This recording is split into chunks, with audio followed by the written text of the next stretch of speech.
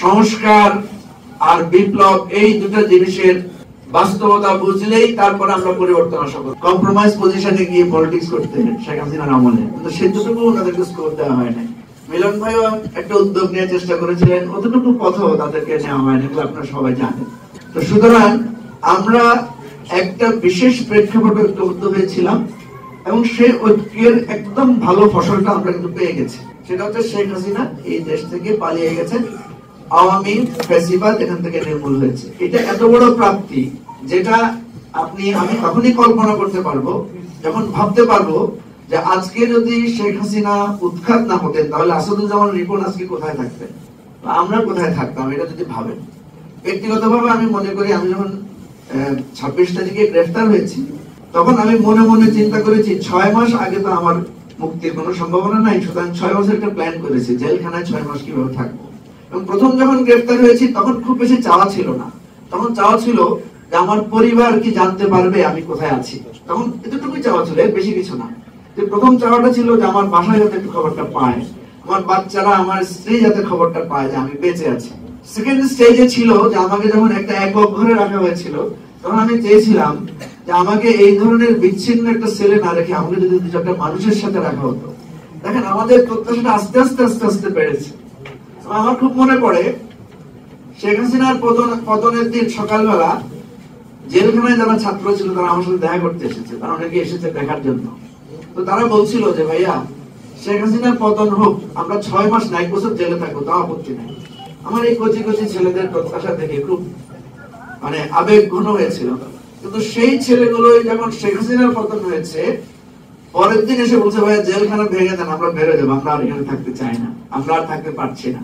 এই কথাগুলো কেন বলছি, এগুলো বাস্তব অভিজ্ঞতা থেকে বলছি, আমি অত তাত্ত্বিক লোক না।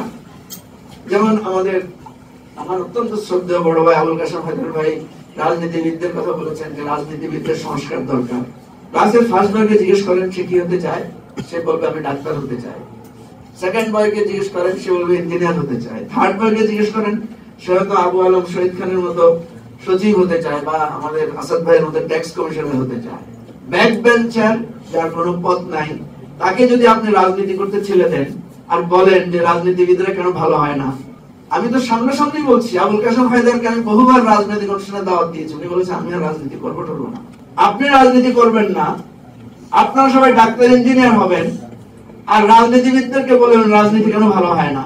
আর আমি তো এখন সচিবালয়ে গেলে দেখি উপদেষ্টাদের বাসায় বাসায় ঘুরলে দেখি বড় বড় কর্তারা, বড় বড় ডাক্তাররা, বড় বড় প্রকৌশলীরা সেখানে তাদের ট্রান্সফার, তাদের পদায়নের জন্য তারা ঘোরাঘুরি করছেন।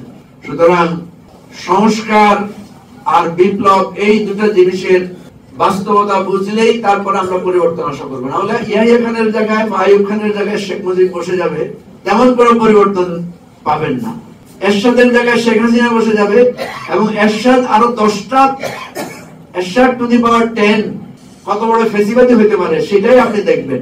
আইয়ুব ইয়াহিয়ার পতনের পরে বেশি দূর যেতে হয় নাই, 73, 74, 75 বাঙালি বুঝে গেছে যে এক নায়কতান্ত্রিক শাসন আর গণতন্ত্রের হত্যার ভয়াবহতা কত বেশি হতে পারে। সেজন্য ছোট মুখে আমি বেশি বড় কথা বলতে চাই না, আমি শুধু বলবো একটি বিপ্লব আমাদের জন্য অপেক্ষা করছে। আমরা যারা সংস্কারের কথা বলছি এখানে যে পেপারস গুলো আমি দেখেছি যে আপনি দেখেন আমরা প্রেসিডেন্সিয়াল সিস্টেম থেকে আমরা পার্লামেন্টারি সিস্টেমে এসেছি, কিন্তু কি হয়েছে, সেই প্রধানমন্ত্রী তিনি তো প্রেসিডেন্ট হয়ে বসে আছেন, একক ক্ষমতার কেন্দ্রবিন্দু হয়ে বসে আছেন। আমাদেরকে সেই দৃশ্যগুলো মনে নাই যে গ্রামে গঞ্জে একটা ছেলে মারা গেল, তার মা বলে প্রধানমন্ত্রীর কাছে বিচার চায়। শেখ হাসিনাকে মা ডেকে বলে মা আপনার কাছে বিচার চায়, তার মানে কি?